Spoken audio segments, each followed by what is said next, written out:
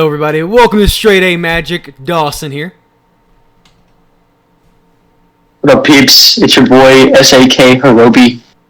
Pleasure to be here as per usual. And it's me, Joseph, all busted, just here for commentary for this round.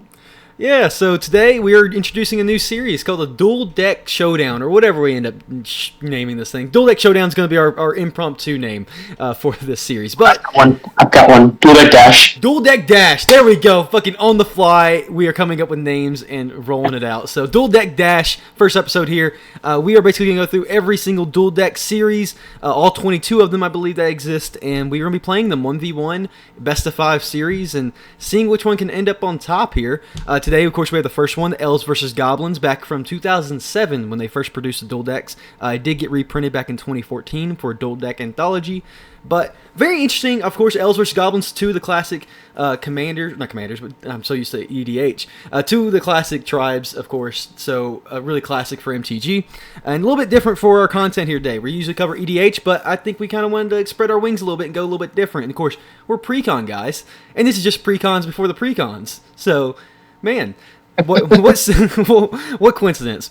Either way, kind of going into this, I have played these decks a decent bit, like several years ago. I don't really remember many of these decks personally, and Hirobi and Busted both are going to be joining me, and Kerr probably throughout the whole series, playing these decks 1v1 and seeing which one can best the other, and kind of see what the dual deck is the best. You know, kind of like a dual deck tournament. These are basically the qualifying matches we'll go with. But yeah, I'm kind of excited to go with it. And Hirobi, do you have any kind of comments about the matchup here with the Elves versus Goblins, or anything about dual decks in general? Yeah, so coming from somebody who has a lot of just EDH experience as opposed to dual deck or standard or draft or just any other formats, I don't want to start just rambling them off.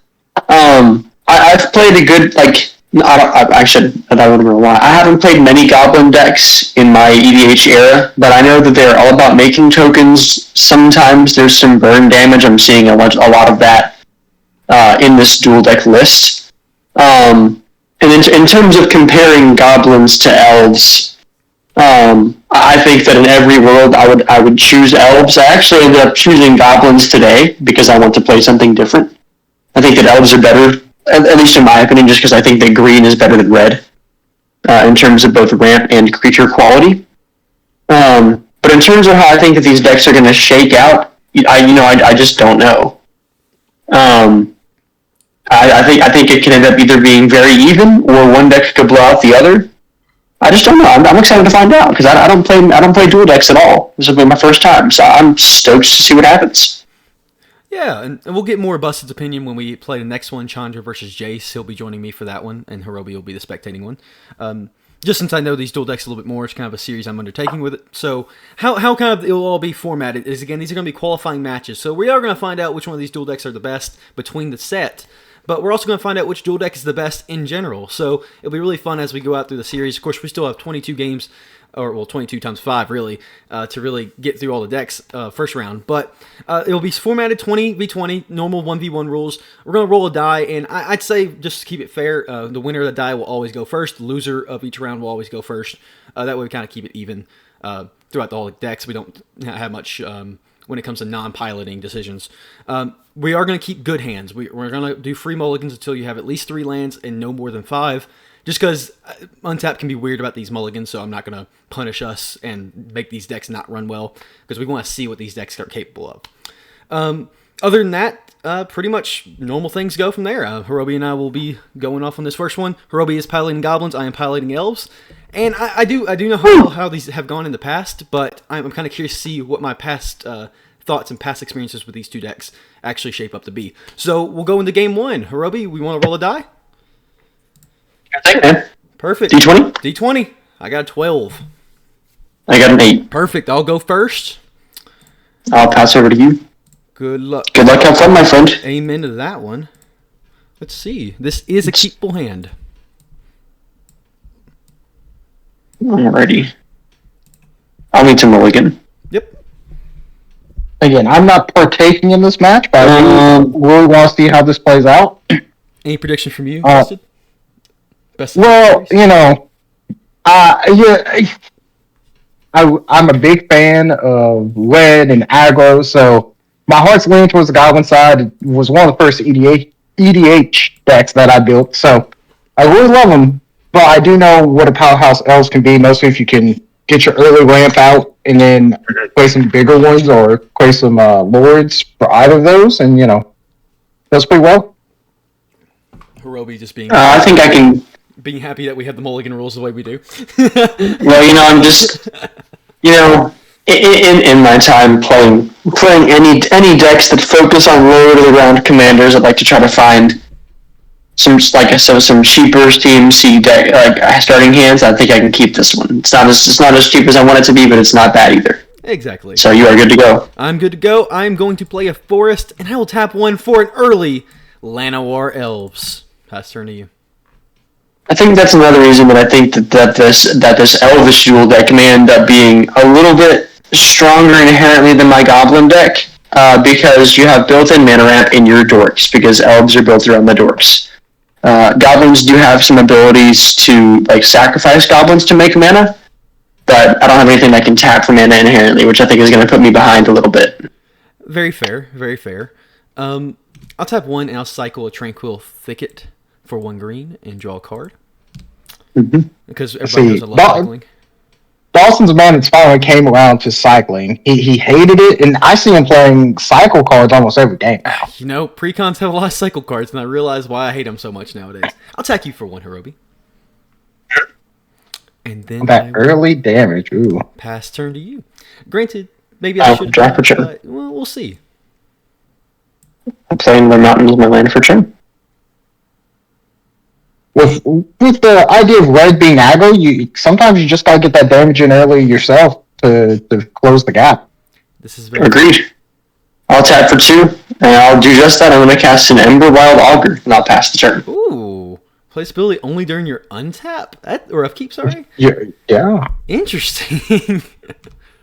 Alright. I will draw a card. Ooh. It's also a 2/1 body for 2. I mean, this is true. And it's target creature or no, there's target player. Oh. It's just player. I talked about burn, Yeah. Pretty decent, man. How do you play around that? You just kind of get rid of it, or you try to bash through it? I don't know. It's kind of weird. I was about to say, swing out Llanowar, see what sticks. Yeah, no, you're right. But instead, I think I'm going to go with the later gameplay, and I'll play a good old Lys Alana Huntmaster. When you cast an elf spell, it may create a 1/1 elf creature token on the battlefield. Ooh. A lot of value. Just a little bit. Untap, upkeep, and draw. Just gonna keep being grateful that I'm hitting my land drops, that I had my lands in hand to begin with. Interesting. This deck's very, very weird. But I think we just had to set up some. Oh, I forgot to do that on my upkeep. It's okay. Did you want to sack it? I did. Okay, I'll take 3. Hey, listen, we casual here, okay? I mean, this is just us trying to Indeed. find out how this deck operates. Indeed. So. Yeah, when we get to round 5, that's when we're going to be, man, Hirobi, come on now. I will tap for 3. I will cast a Mud Button Torch Runner, and I'll pass the turn. Wow, this really is a burn goblin deck. It's kind of interesting. Huh. I'm not sure how I feel about it. I'll be honest, I've never looked at this deck list, but when you say mono red burn and then all these goblins producing mono red burn, I feel like it was a sign. You know what? You never know, man. I will move to combat. I will full swing. I will chump the Lys Alana Huntmaster with my Mud Button Torch Runner. Yep. I will take 1 from Llanowar Elves. My Torch Runner will die. And I think we just continue the burn. I think I'm just going to ping 3 to your face. 3 to my face, okay. I think it's very, very valid. I will tap 3. I think maybe getting rid of the Huntmaster would have been better, but we'll see. It is possible. I am going to play a Timberwatch Elf and get a 1/1 elf along with the other guy. But then I'll pass it to you. And I will not. That'll end up being scary. I'll draw for turn.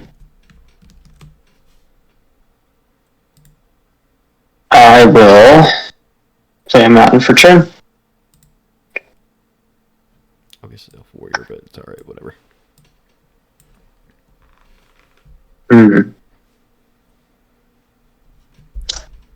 So I'll tap for red.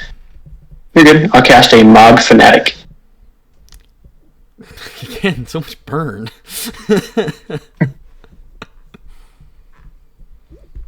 I'm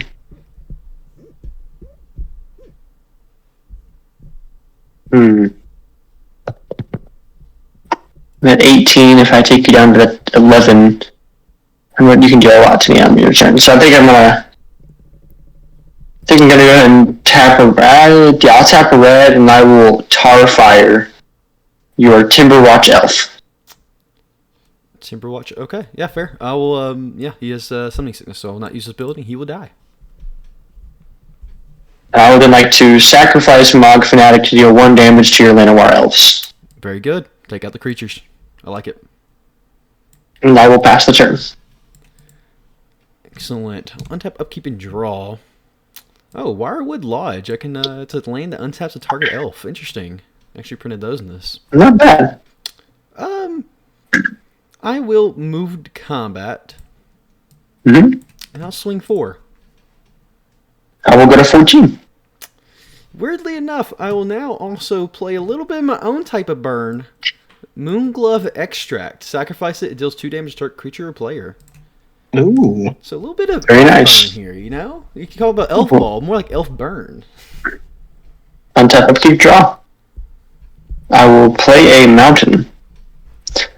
And, you know, I do kind of... I'm a little bit nervous about the Moonglove. I'm not a huge fan. Lock it up. That's okay. I'm going to tap for 5. Whoa. I'd like to cast what is probably the best card in this deck. I'm going to cast a Siege Gang Commander. Ooh. On ETB, I will create 3/1/1 red goblin creature tokens. That's pretty good. You know, Siege Gang is a all-star when it comes to goblins. He is pretty good. Multi-format all-star. I will pass the turn. Interesting. I'll draw a beautiful card. I'll play a forest. Now hitting my land drops. So, it's whenever I cast an elf spell. It's very interesting. Because I will... Because I don't know if I want to move to combat. You got so many blockers now. So, I will tap 4. And I will play an elf spell, but it will not be a creature. I'll play a tribal sorcery elf, Elvish Promenade. There's a cast trigger for Lissalana, so I will get another 1/1 elf, and then it will resolve, and I will make 3 more 1/1 elves. Nice. Yeah, so pretty decent synergy. Pretty solid. So I'll do that. I do too. Man, you know, Pretty solid. I don't think attacks are good right now. I think you got pretty good, amount of goblins over there. 1 tap, upkeep, and draw. Play another mountain. I will tap for 4.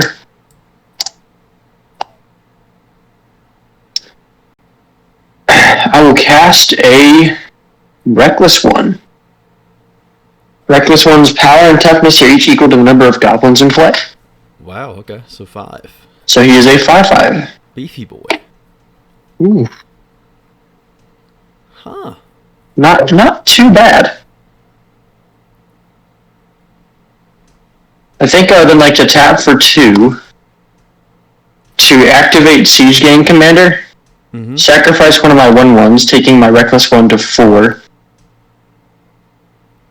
I would like to deal 2 damage to...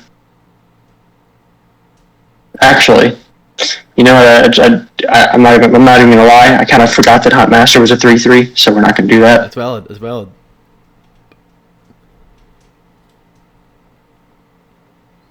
I will enter combat. Yep. I will send Reckless One and 3 goblins at you for 8. Curious. Okay.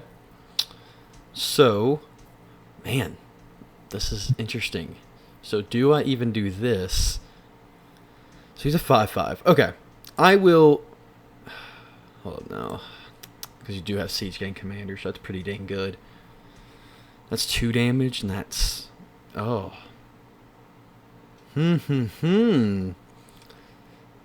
Very intriguing.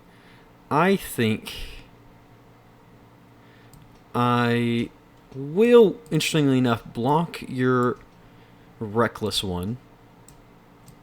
Sure. And I will take... Are you strictly blocking with Alana, or are you blocking with more than that? I will just be blocking with Alana, and I will negate the... I'll let through the other 3 goblins, I think. Okay. So, of course, I... Will you be using Moonglove to kill? Yes. Okay. I'll force you to go ahead and... I will be using it against Siege Gang, though. Interesting. Okay. If you'd like to respond. I'll go ahead and respond with Siege Gang, just by tapping to... sacking... Will the damage still go through if I sacrifice this, or will you take 1 less? You could also sack the Siege Gang.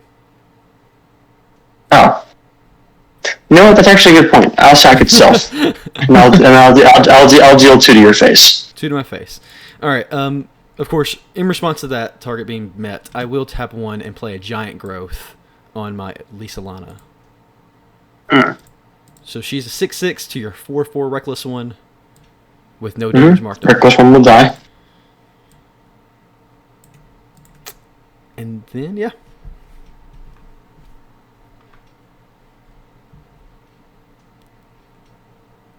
I will pass the turn. So I didn't do the math, but I think the card in hand, which, funny enough, is a cycle card, is going to do it for me. I'm going to cycle Gem Palm Strider, giving all elves +2/+2.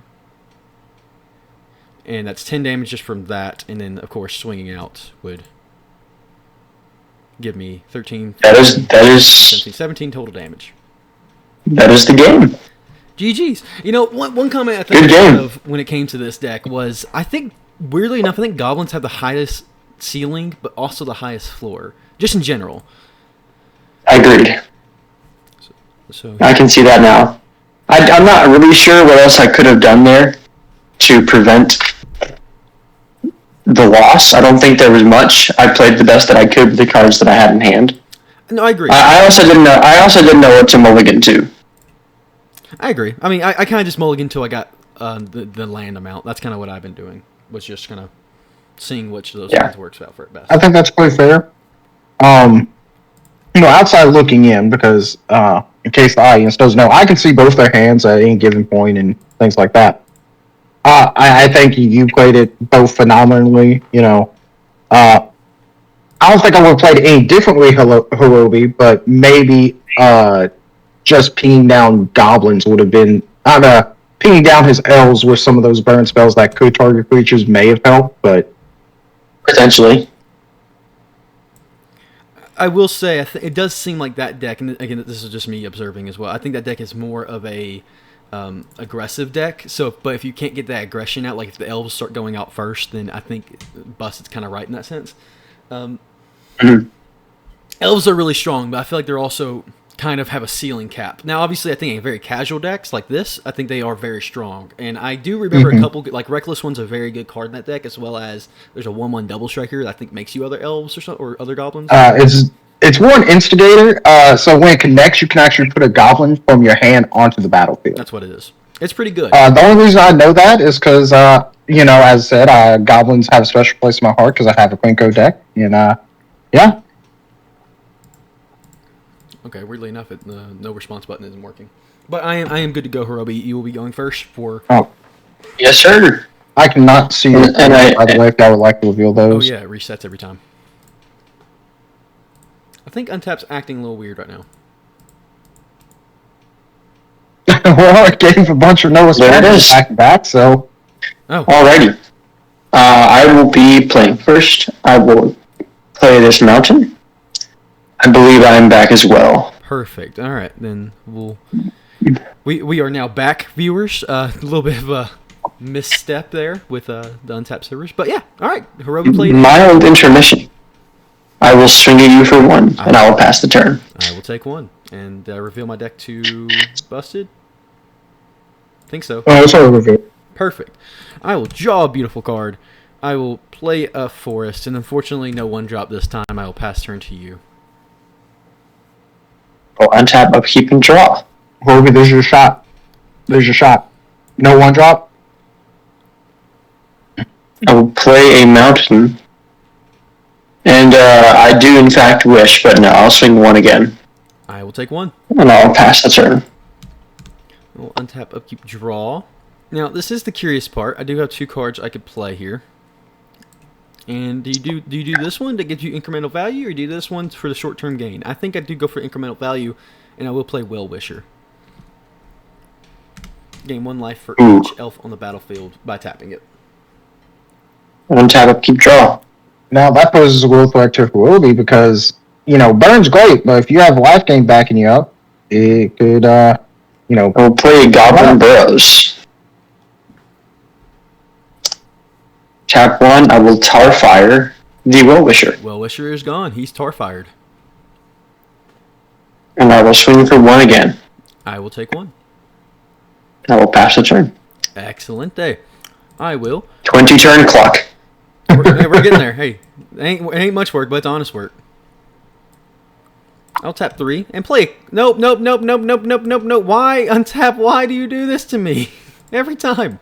I'll play Wood Elves. I don't know. I have no idea what that was. You're fine. It's fine. I don't really care that much. I'll play Wood Elves. I'll just go get ramp a little bit in dual decks. I mean, if anybody's going to do it, Tap, it'd be keep Elves. draw. That's fair. Interesting. Play this mountain. I think that's probably better right now. I'll tap for 4. I will cast a Goblin Ringleader. Oh. Whenever it enters the battlefield, I reveal the top 4 cards of my library. I put all Goblin cards that go this way into my hand and the rest in the bottom of my library in any order. I will draw 4 to play. Whiff.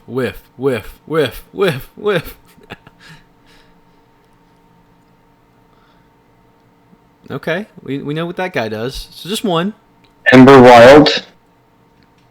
Well, it's all Goblin cards. Oh, Goblin so cards? it's also Tarfire. It's a tribal instant. Oh, look at that.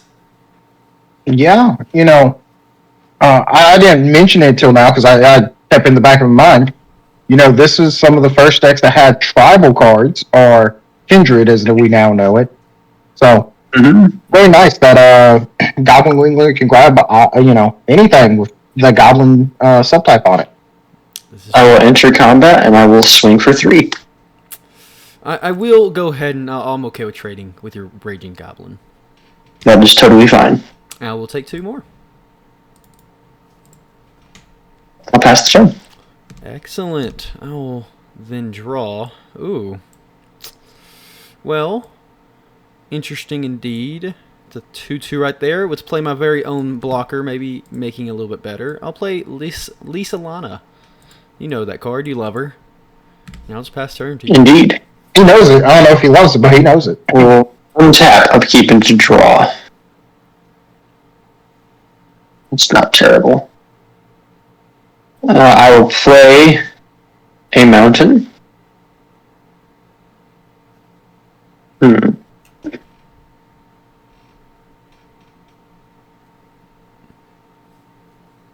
Yeah, I think that's probably the best thing I can do right now to protect myself, I believe. 1, 2, 3. I will cast another fantastic value piece in this deck from what I'm seeing. Cast a Goblin War Chief. I will then... Actually, I'll tap with that instead. I apologize. You're good. Tap a red.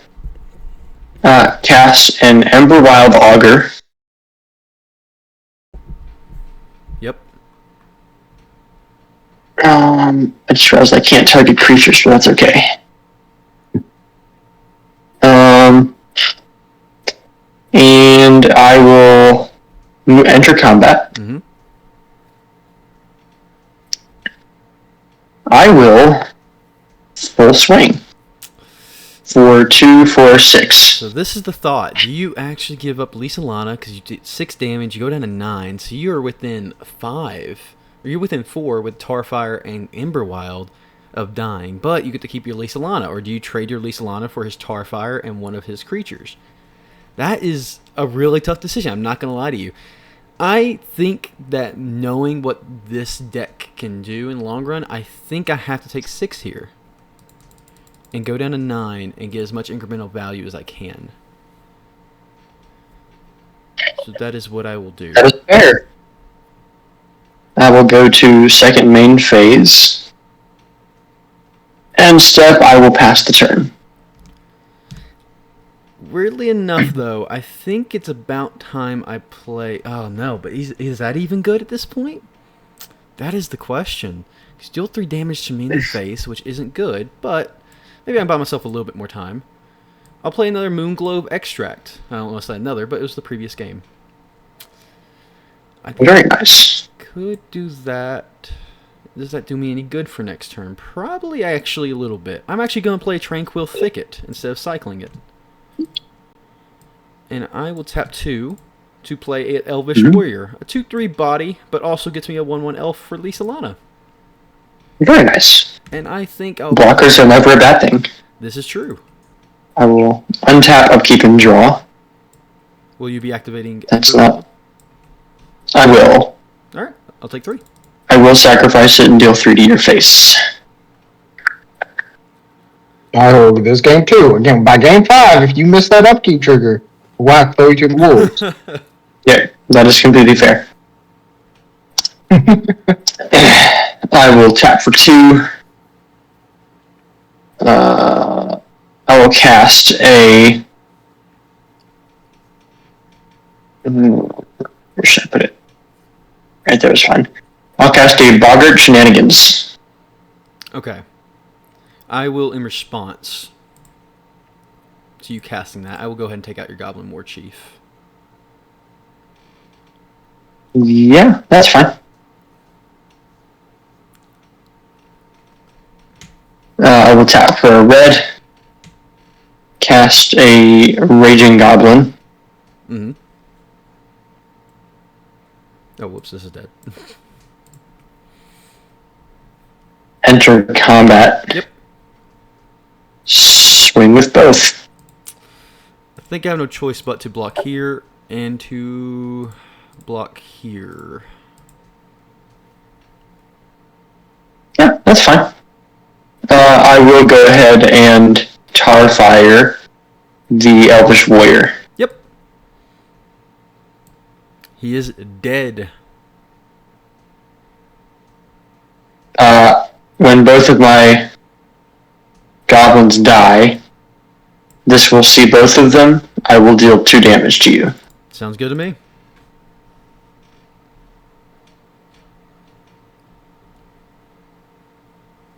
I will pass the turn. Right. This is getting very interesting very quick. Oh, we had a crisp 20 HP.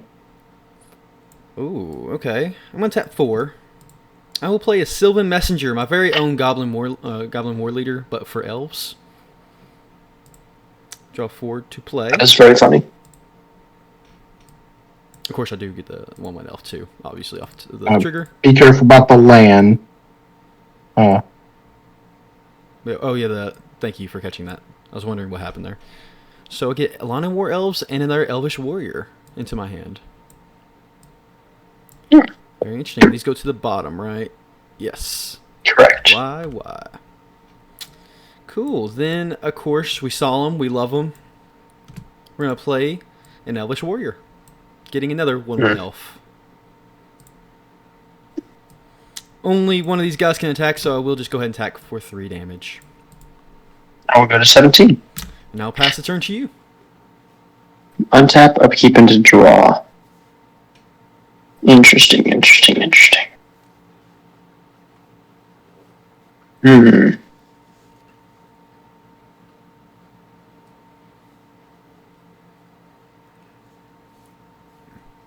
Well, that doesn't do much for me, unfortunately. I will tap for 3. I will cast a Flame Wave Invoker and pass the turn.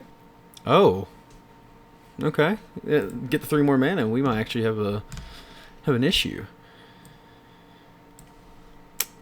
All right. Think. If I can live for 3 turns on your on your turn. It will be getting close. I will play an Ambush Commander. And all my forests are now 1/1 elves as well.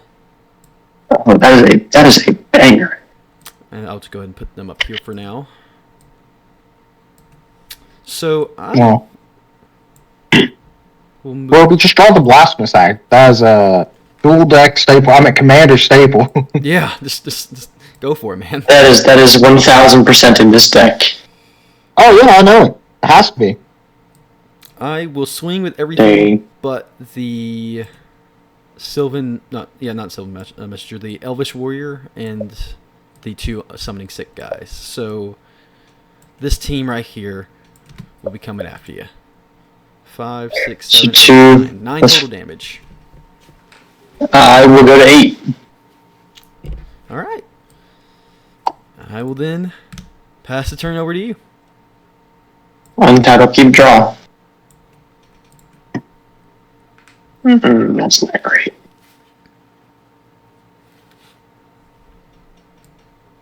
And that's not. I will play this mountain for turn. I will cycle this gem palm incinerator, dealing 1 damage to one of your lands. Alright. Actually, no, I'll do it here. Alright, fair. Elf, go bye-bye. And then I'll draw a card after I cycle. Obviously. That's how cycling works. 3.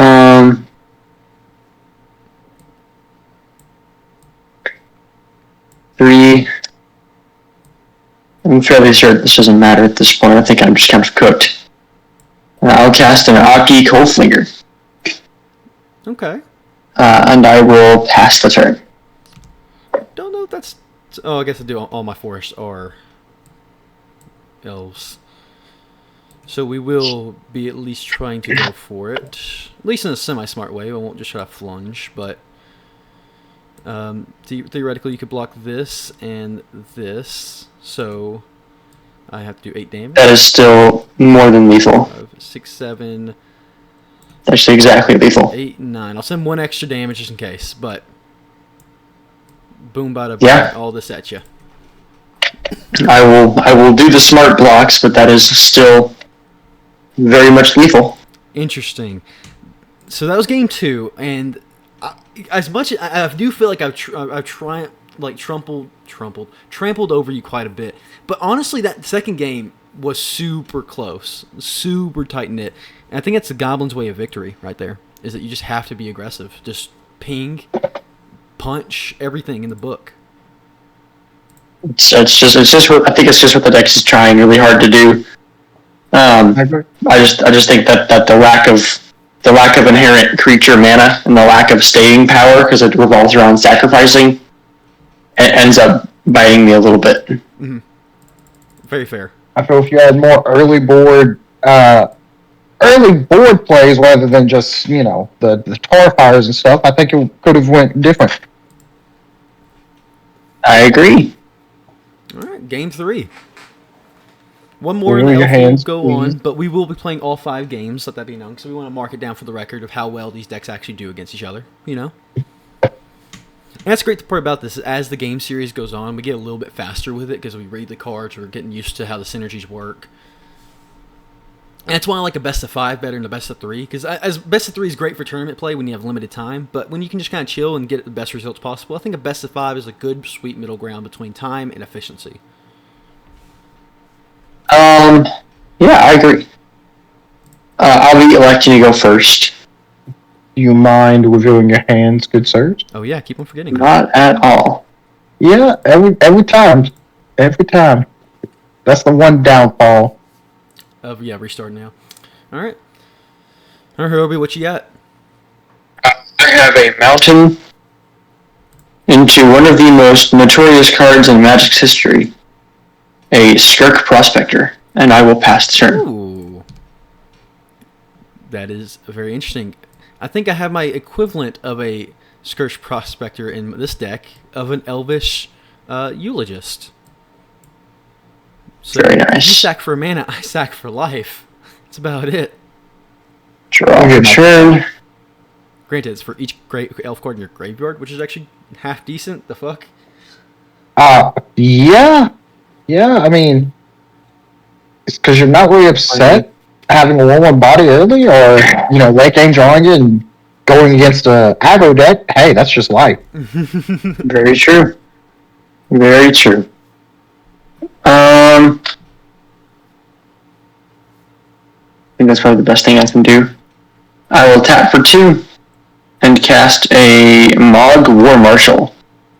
When it ETBs, I will put a 1/1 red goblin on the battlefield. Here we go. Okay.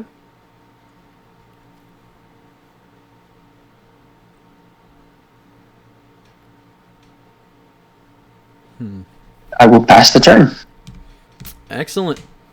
I will play my land, and I'll keep it pretty simple. I'll play an Elvish Warrior, a 2/3 body. I will pass turn. I will untap, upkeep. My War Marshal will have an Echo trigger.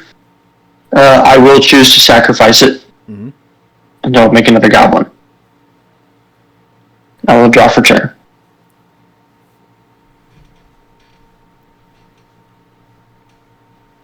Where am I? Untap is being so slow. Yeah, untap is... We love it, but, better browser, please. Let's see if I can take this deck in a slightly different strategy this time. We shall see, though.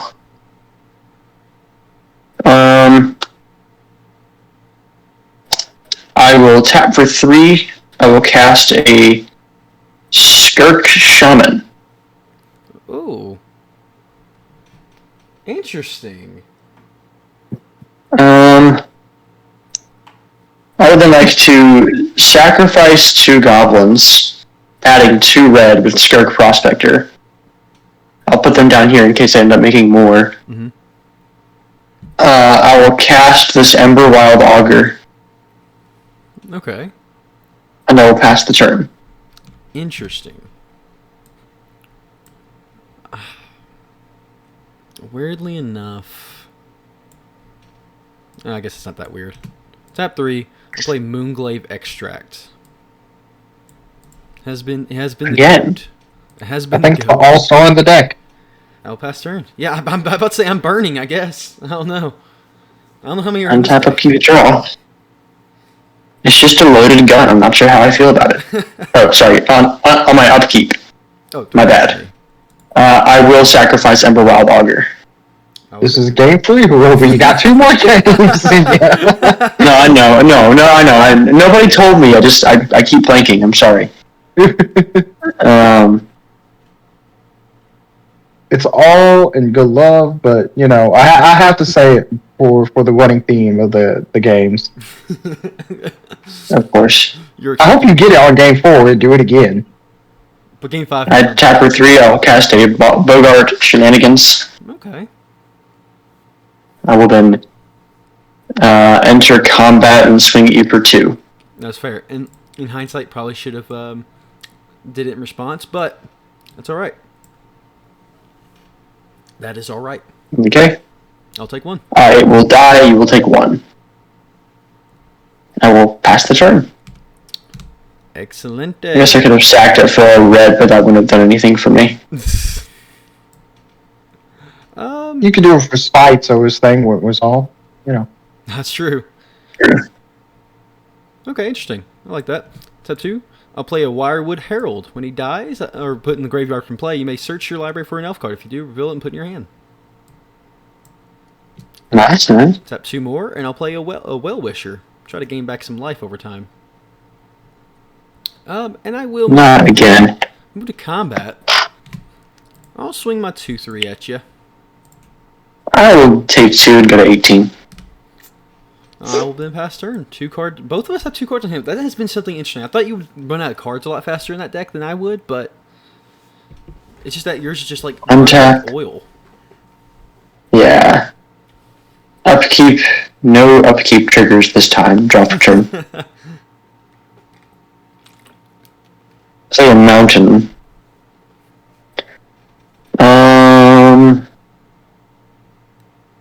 Just don't know what to do with this deck. I don't... Like, obviously the theme is burn, but, you know.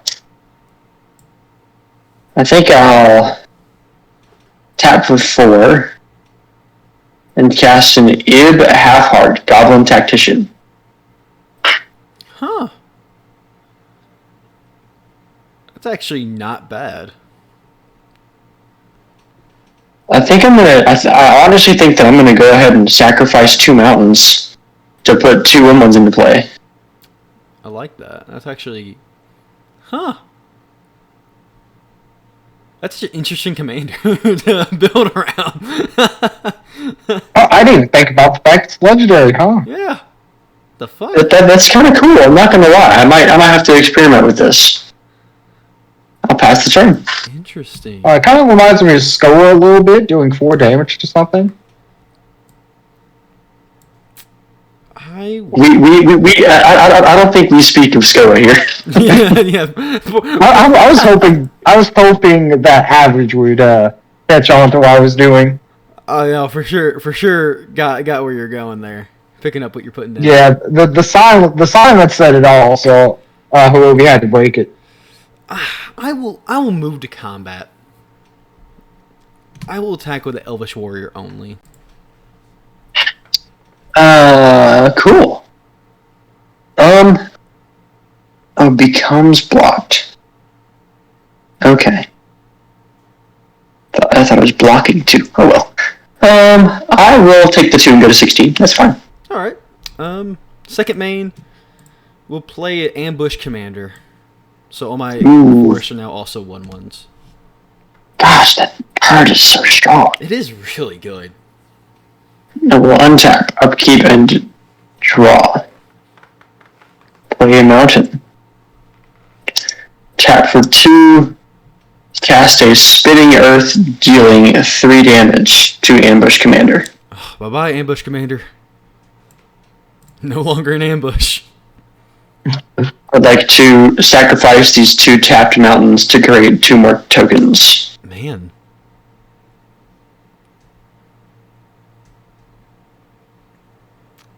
What a time. I will enter combat. Mm-hmm. I will swing with 2 goblins. I will choose to block with Wirewood Herald. Debating whether I want Well-Wisher. And I'll keep Well-Wisher. So I'll take 1 unblocked damage. Okay. The blocked goblin will be sacrificed, and it will deal 4 damage to the Wirewood Herald. Yep. Wirewood Herald will definitely be dead. I'll tell you that. He's super dead. He's gone. When he dies, though, we'll go search for a elf card. He do be dying. That's a tempting one, but not really. I will, weirdly enough, grab a Sylvan Messenger. Straight, you'll also take 1 additional damage to the Bogart shenanigans. You are correct. I will go down to 14. I'll put the Sylvan Messenger into my hand.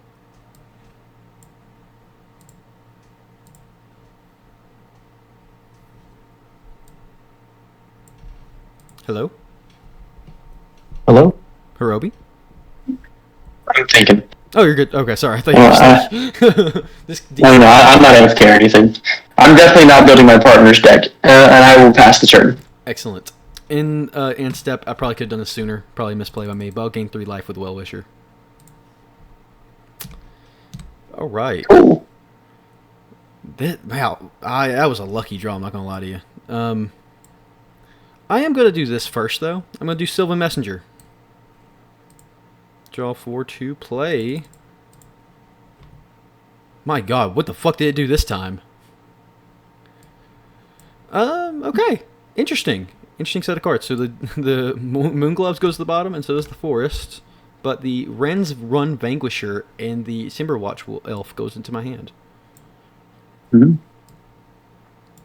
That was a 2-mana 3/3. What a crazy rate. Yeah. Don't have a 1-mana thing though. Can I even really attack properly, or do I just need to stay back and block? I think I'm fine with attacking. I'll go to combat and I'll attack with the Elvish Warrior once again. He's a warrior. Warrior. He going so strong. That is fine. I will take 2. All right. Did you gain a life from Well-Wisher?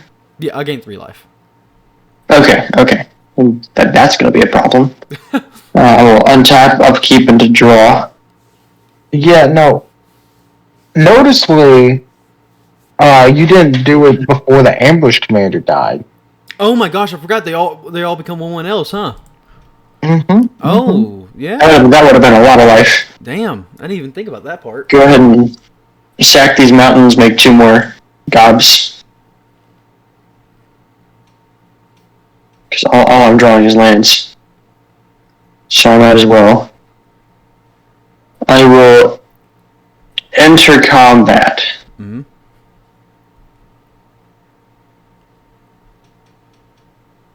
One, 2, 3. I'll swing for 4. See, this is so interesting though. Like, man. I don't see how the damage even matters anymore because of the Well-Wisher. I now have no lands and no cards in hand. I have a little bit of a board state. Like, this helps a little bit, but I think I'm going to take 3 and just block the guy making your mana with the Elves Inuit or trigger on block. It'll be sacrificed, and your Elvish just will take 4 damage. Yes, I will do Well-Wisher in response, going up to 21, and then taking 3, and that's the You'll just will die, and I will get 2 life because there's 2 elves in my graveyard. Pingity.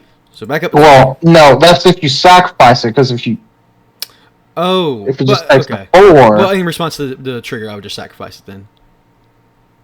Because the thing would sacrifice the goblin. Yeah. Yeah. So, okay. I see the point. Yeah. It's just not a die trigger, it's a sacrifice trigger, which either way, you could still get it. Exactly. No, yeah, that's fair. Indeed. All right. Well,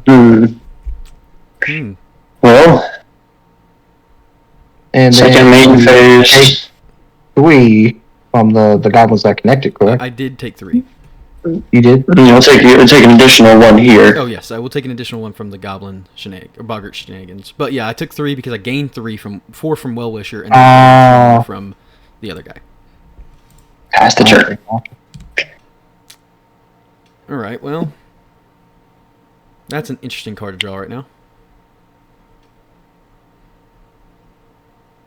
Man, do I do it though? I guess I kind of need to. I need to find some kind of finisher, but then again, it's not even big enough to really be considered a finisher. Tap 3, I will play a Timberwatch Elf. I don't know why I said wolf. Woof.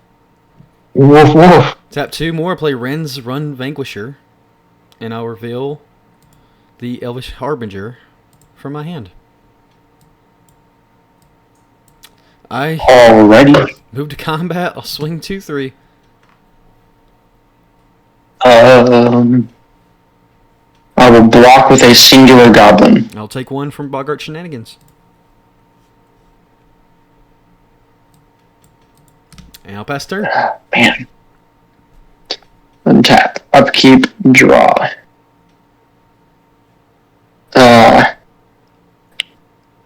We kind of have this rule in StraightAMagic, well, not rule, but kind of almost an unspoken rule in StraightAMagic where we choose pretty regularly not to concede, which I think is a good rule. I'm not saying that I'm going to concede. Don't worry, I'm not like saying but in this case, but because I keep drawing lands and I don't even have enough for this, I think the correct assumption so far, given the fact that Average now has this life gain loop, and the ability to make a bunch of his creatures really, really big, probably spells the end for me. I think in a 1v1 game, I'm okay more so, and especially if Busted also feels the same. I think it's okay. That I feel like we have satisfied the attrition. That is your call, Busted. Agreed. If you feel like we should play it out, I will totally concede that to you. But I think I'm okay No, with the logic there.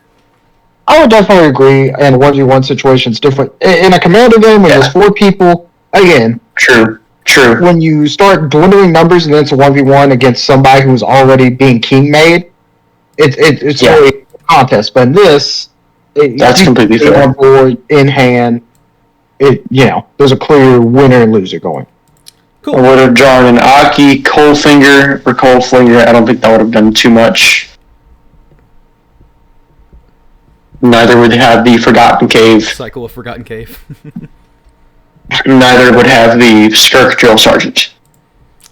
I would have gotten another Moon Glove, so it would have killed your... The MVP. Absolute MVP. I would have then drawn a forest, and then another forest. I am more okay with that too, just because of... I'll be honest, the Ambush Commander was probably one of the biggest misplays I had all game. I'll be honest, that was a pretty big mess up too. So, but even with that, it was still attrition. We will move to game 4, but I think so. Of course, Elves is officially moving on, but of course we want to see how the games go. But we'll kind of use game 4 and 5 as our kind of talking it out about what exactly happened, since we're no longer playing for anything serious. We're kind of talk about like it's just kind of silly funny. Yeah, exactly. Some initial thoughts. I'll let Busted. We'll save you for last because you were the one observing. But Hirobi, we'll let you go first here, and what your thoughts were with the Elves versus Goblins deck, and any kind of concepts behind it too. Yeah. I think overall, I think the Goblin deck has 2 or 3 cards that do. I mean, to be honest, I don't really know how to word this without kind of like just saying that the Goblin deck is ass, because I don't think it's bad by any means. As much as part of me wants to say that it's just bad. Now, granted, I think cards like that one that I played towards the end there, which was the heck was it called? The one that sacrificed lands to make other goblins. I thought that one was pretty cool. Mm-hmm. By the way, I'll keep this. I will as well. However, I will say that I think, like just based off of what I saw and how I played, I think that I am human. I make a lot of player errors inherently. Go ahead and swing for 1, and pass the turn. I think that probably, even though it may not look like it on the surface, I feel like the card quality in Elves may have been a little bit better, a little bit higher. And that could, like, I could be wrong.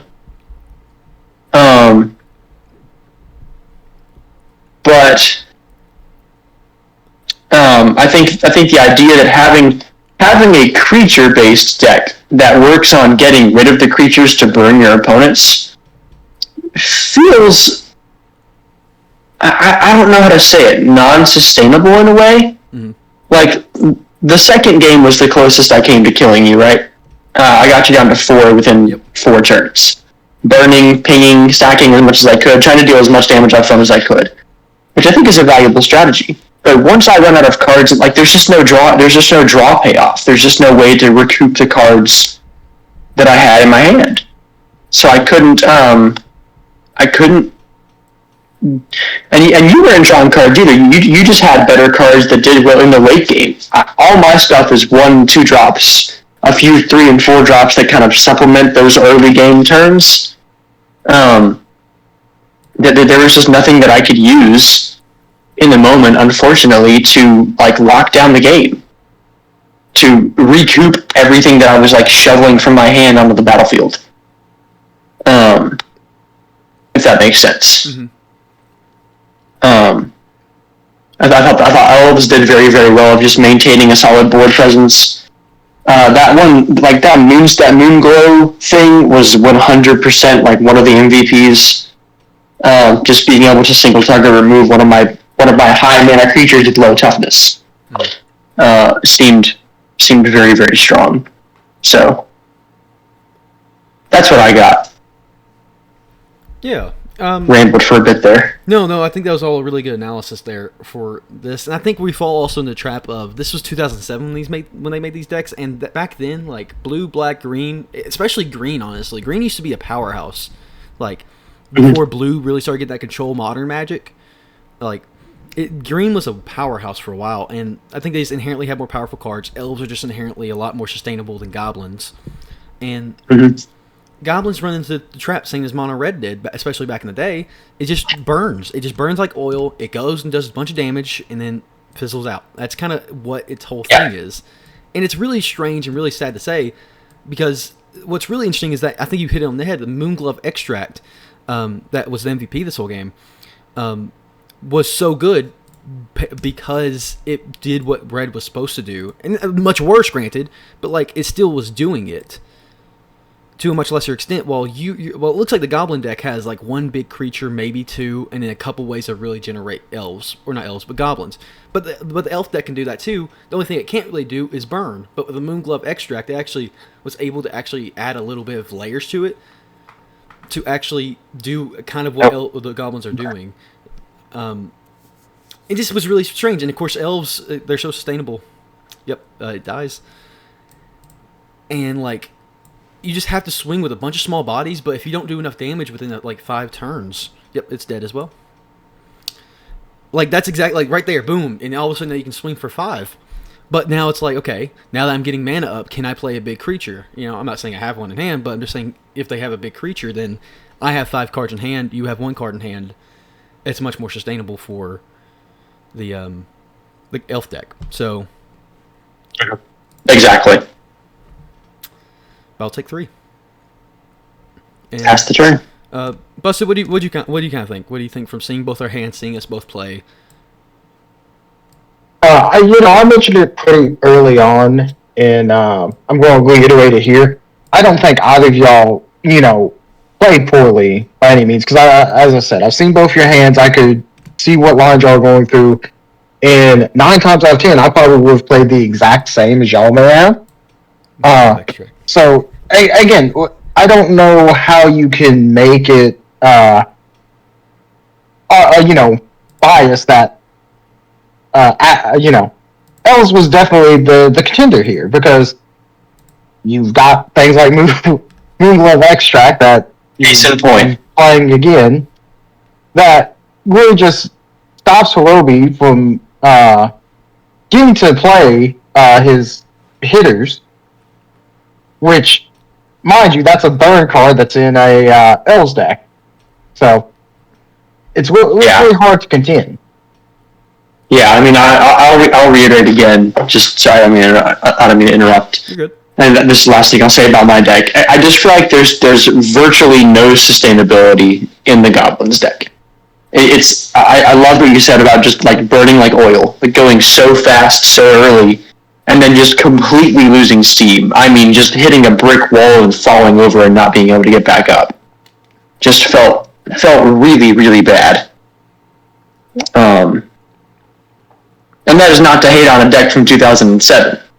But, again, it's like you said, Green, back in 2007, had some heavy hitters. Elves were a established archetype that did very, very well. So. I didn't know if you were going to cite Goblin or something. Cool. Also want to talk about, this is kind of also when we start seeing a paradigm shift, because 2007, we start seeing us having better creatures. Sure, we still had some bad ones, but no longer is it, okay, we just have a 2/2 bear. We have stuff that, all your creatures all your lands are now 1/1 creatures that can now swing or help with your health package. Yeah. So, like, you're seeing these creatures that have no downside to them, but have tremendous upside.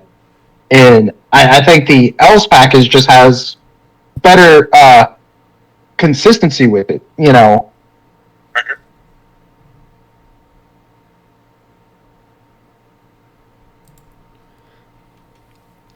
What's I agree. Full swing, nice. Okay, given that. Oh, to give them all first strike, nice. Okay.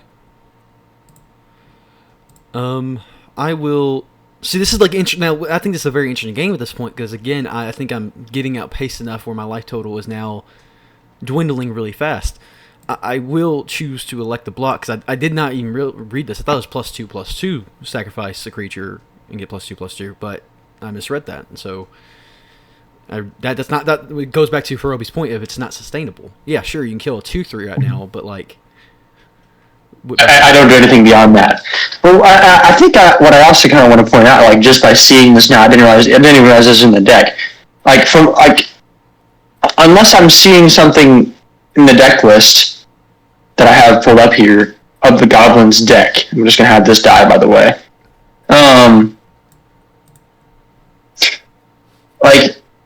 There is virtually no draw power in the Goblins deck, and let's point out that I have no cards in hand, 3 creatures and 5 lands. Average has 2 creatures, 6 lands, 4 cards in hand, and just played a Harmonize. Harmonize is one of the best burst to draw spells ever printed. It's a phenomenal rate for 3 cards for 4 mana is absurd, especially in a deck like Straights, where all of his creatures are low to the ground most of the time. He can find some pieces to give him that sustainability that this deck simply does not have. No, I agree. Do you believe, and this is kind of an interesting, kind of more, kind of an overall question, I guess. Do you believe that this kind of translates to Commander nowadays for Elves and Goblins, or do you feel what do you feel like the differences are for Commanders? I guess I shouldn't. How do I word this? How like Goblins and Elves in Commander? You're asking me, right? I mean, asking both of you. It's kind of a. I want Roby to answer first, because again, y'all are the ones playing right now. Yeah. Well, you know what I'm going to do as well. Let me just make sure I don't miss anything.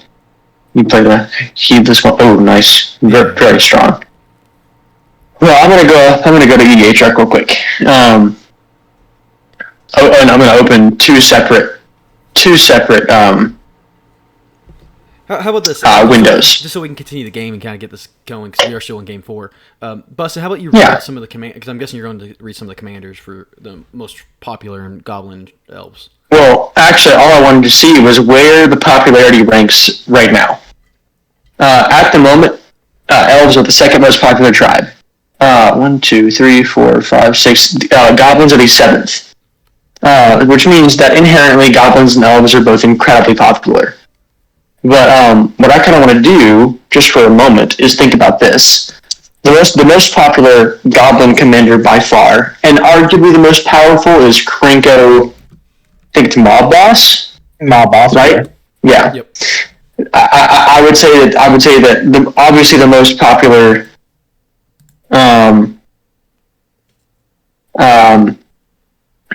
Elvish commander or Elves commander is Lathril, Blade of the Elves. And here's what's kind of interesting about like the differing strategies. Today, Goblins don't rely too much on Bird. They are massively token centric, and Krenko by himself is a stellar token generating engine, especially with any untap where he can go infinite to the kitchen sink. But I think that Goblins kind of have 2 play patterns. You can play them mono red, or you can play them Rakdos. I think there's a very small world in which you can play them Jund-ish, but I think Rakdos and mono red are like the only ways you can really play it. Elves have so many different ways to play their strategy. You can take it tokens. You can take it Voltron. You can take it go wide. Lathril by herself is burn. which is just absurd. Like, it's actually insane how diverse. Sorry, I'm actually blocking both here. Gotcha. Like it's legitimately crazy to me how much more, at least in my opinion, diversity elves typically have versus goblins. I mean, I don't know if this dual deck does a great job of representing that, because the creature quality per creature that elves have versus the creature quality per creature that goblins have, just based on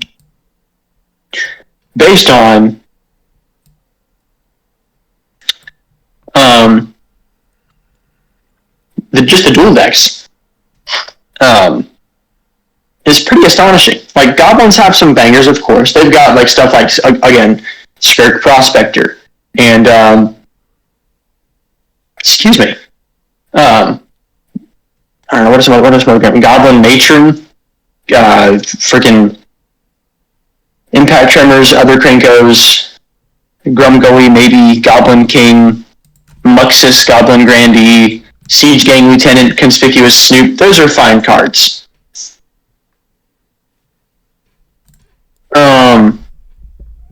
Right.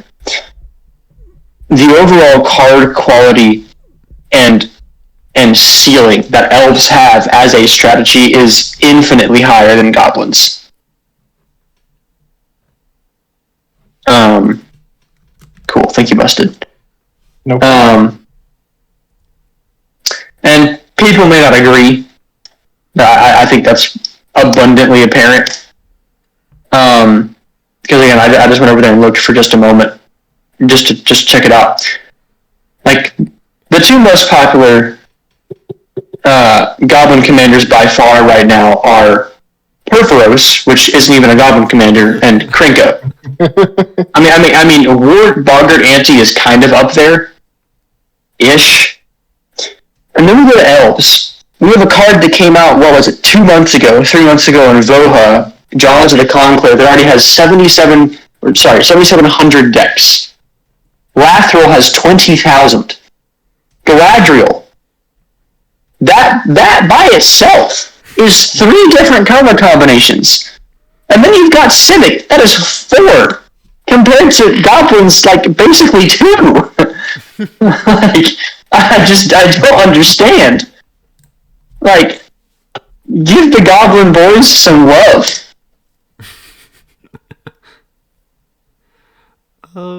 That's my spiel in terms of the EDH standpoint.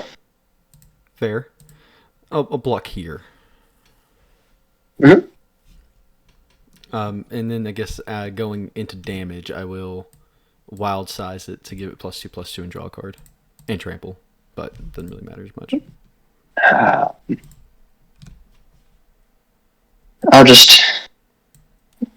I'll respond by stacking the Raging Goblin. Yep.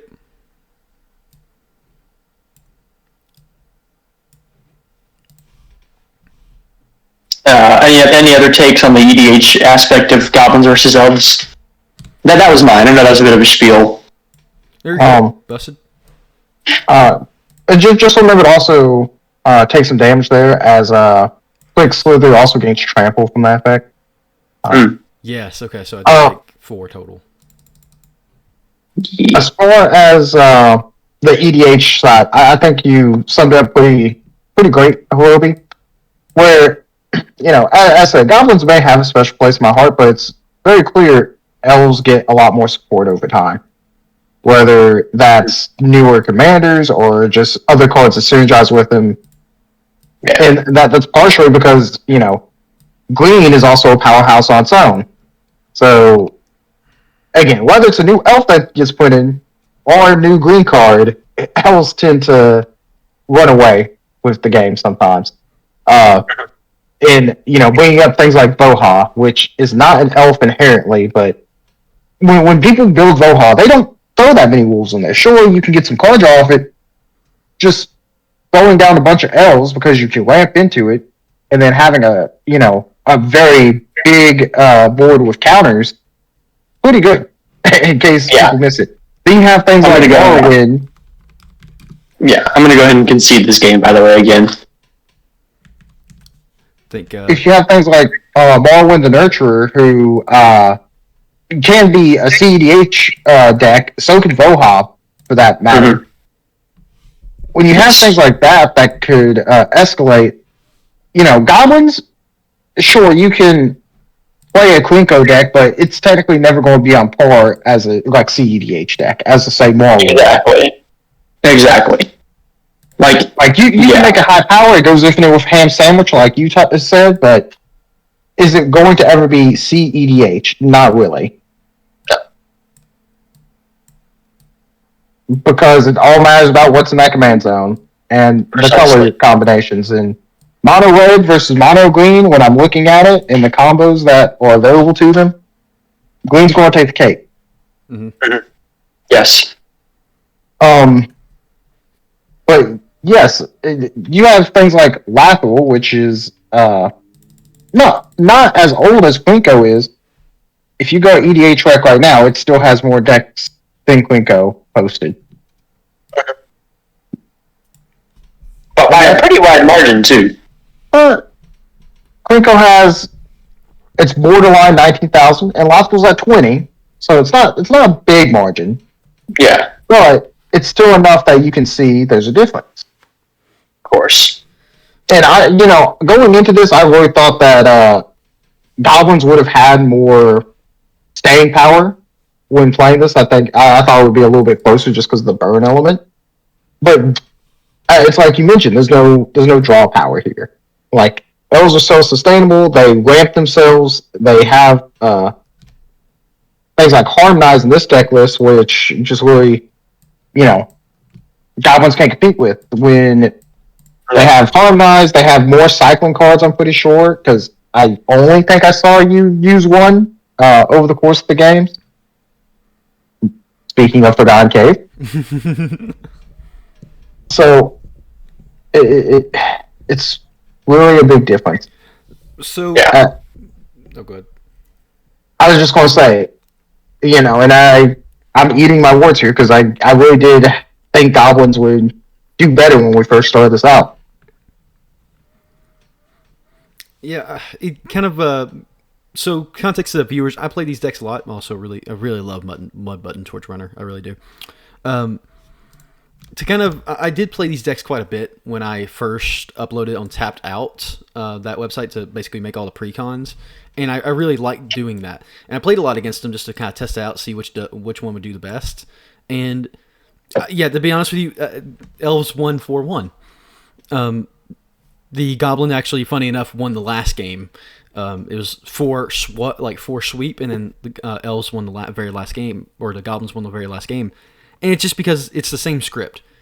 I think you saw how many mistakes I kind of played in that second, third game, and even with those mistakes, I still easily won. Maybe the second game not as out. But even making those mistakes, because it just gives you so much sustaining. You have to make every right decision, Hirobi, because you have to deal with the right amount of damage, because you need to save every damage you can. Elves, I'm just kind of I'll play a big body. Maybe it dies, maybe it doesn't. I'll play another big body. Boom, boom, be done. Mm-hmm. Yeah. Case in point, this card. I'm cycling it to deal 3 damage to the Imperious Perfect. Mm-hmm. This is the card draw this deck has. And look, Dawson and I, and Busted and I, of course, us three, we're in a server where we play a bunch of Magic all the time. Majorly EDH, and I'm going to comment on this fucking mechanic, cycling. I'm honestly a pretty big proponent of cycling. I'm not even gonna lie. I don't think it's all that bad. But in a deck like this, where all I'm doing is playing a bunch of teeny tiny boys, I need to draw into a lot of teeny tiny boys to see any kind of traction. And when I have no way to draw cards, it just feels really, really bad.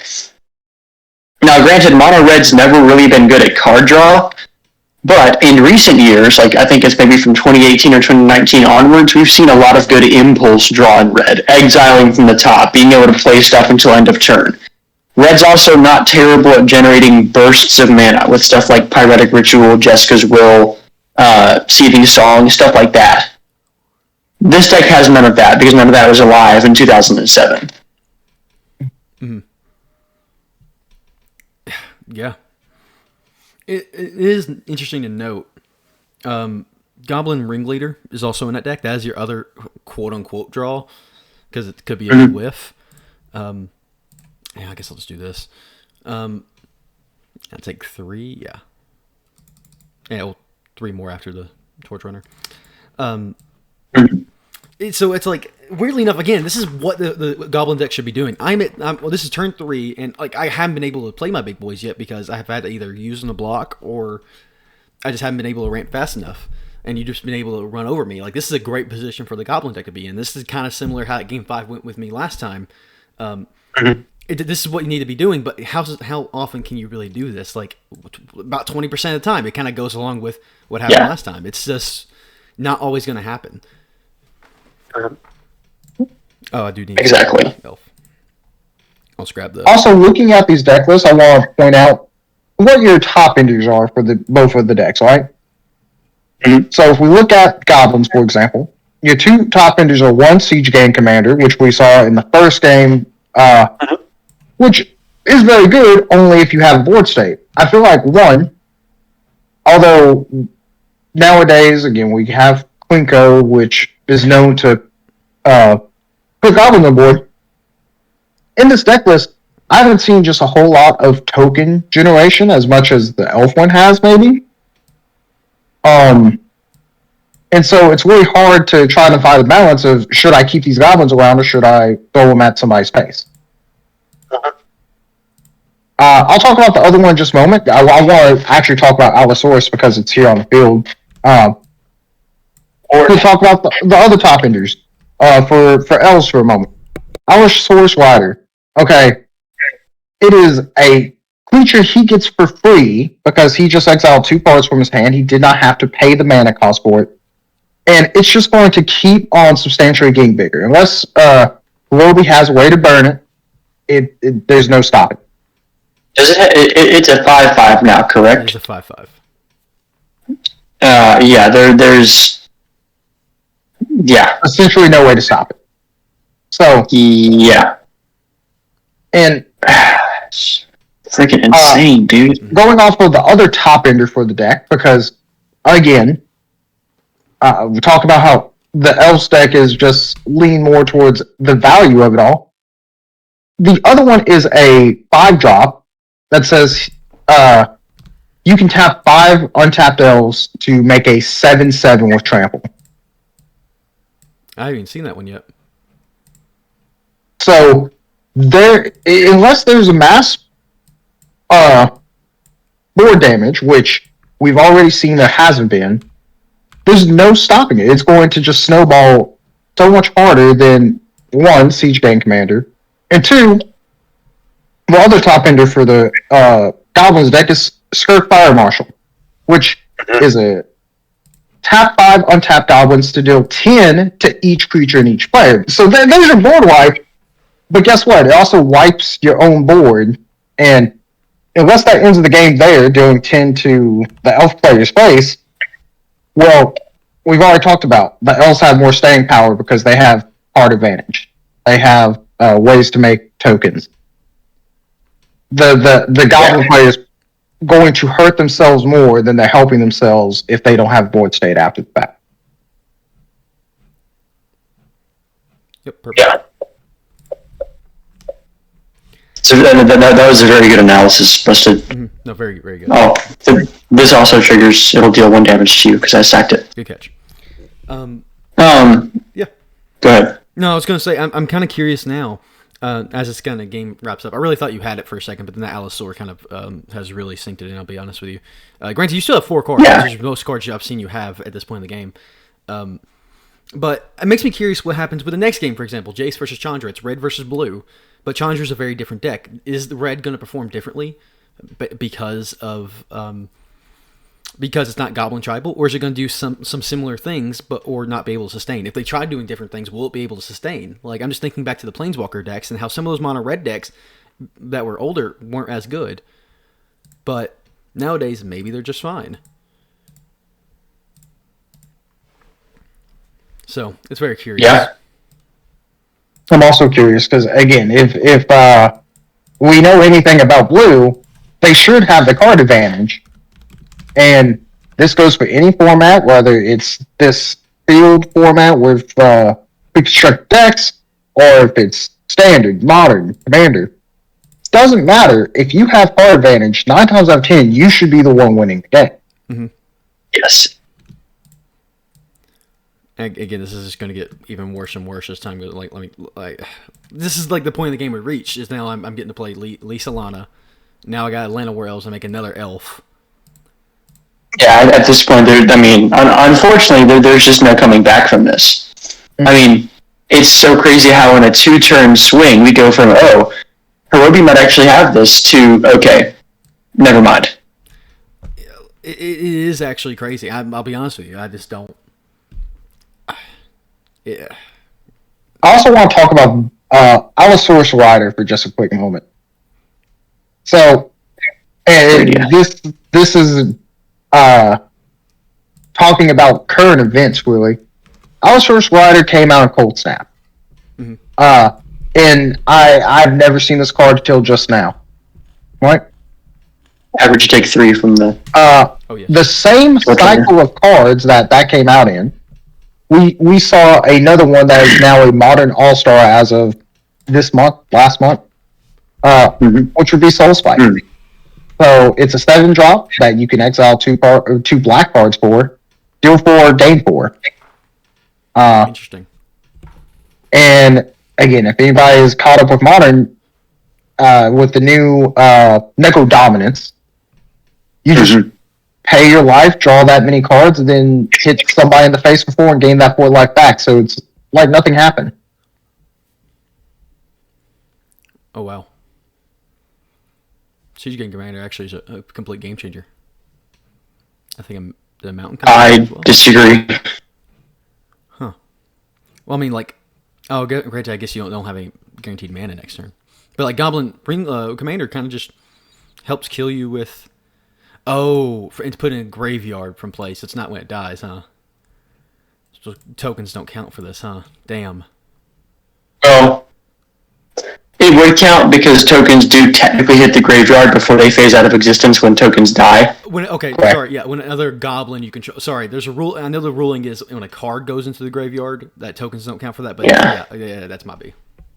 Interesting. That would be Descend. Descend is the new... keyword from Ixalan, where if a permanent card goes into your grave, then something happens. Gotcha. Mm-hmm.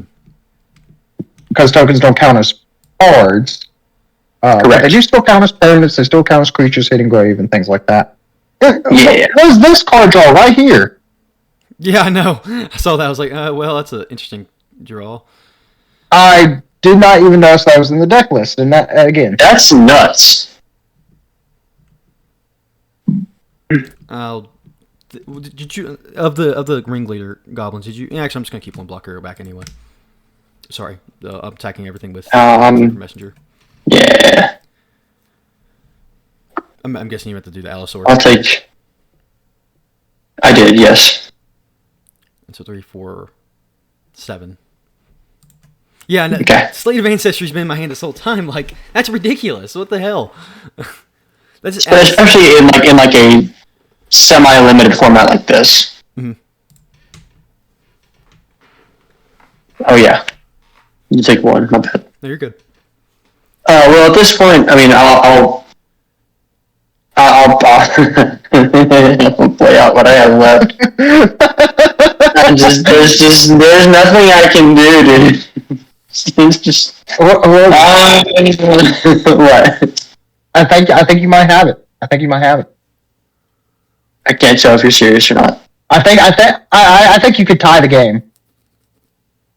You can tie the game. Oh, I think you're right. I think you're right. You're absolutely right. Yes, again, pass. If this was game 1 through 3, I wouldn't be saying this. I think he could tie the game right now. Interesting. Well, fuck it. I'm gonna nope. Go with that. Swinging all out. I'm gonna respond. Tie the game out. Oh. Oh, No, but the trigger goes on the stack, though. yeah. The issue is you have exactly enough to kill me if he blocks the Allosaurus. Well, also have this. Yeah. I have a wild size as well to give it trample. Yeah, I'm dead. We're good. We're chilling. So, Well Well, if you played. didn't have the wild size, you would do exactly 9 damage, That's so crazy. it wouldn't tie it out. that's actually fucking crazy. Wow. Well, I think we said a lot of our thoughts about goblins versus elves, but I mean, as closing thoughts, since this is a tournament, this was a qualifying tournament style for the elf deck. Now, it's going in pretty strong now with a 5-0 in the first round. Now, granted, it doesn't really matter; it's going to be single elimination, so it's not really going to matter in terms of that. But how well do you predict, not knowing any of the other decks, how well the elf deck will do? And I'm going to say the elf deck is going to be like a top 8 contender. I don't think it's going to be quite a finisher, but I think it's going to be like a very like good top 10 type deck. I would agree. I would say that given that, we're talking about this is the first dual deck, correct? Yes. I think it's easily going to be top 8, but we also have 10 more years worth of dual decks, and they're going to be ramping up. So top 8, top 16 at the worst. I agree. And actually, fun fact, I guess we'll keep track of the how well the decks do, because we do actually have to insert, because it's 44 and not an even like bracket size. Eventually, I guess in the top, because we have qualifying that gets you to 22, then it takes you to 11. We'll have to, by the second round, have 3 decks that come back into play from both the qualifiers and the first round. Probably should pick the 3 best from the qualifiers is what I'm going to guess we do. That lost before they got into the tournament, and go from there, because we do have to make an even bracket size at after the first round to get it to 14. It's the easiest way to get us to 14. Not 14. We need 16 to make it an even deck. So we actually have to think about that even further. Okay, well, we'll figure that out as we go once we get past the qualifiers. But either way, guys, hope you did enjoy Elves versus Goblins. See you guys later.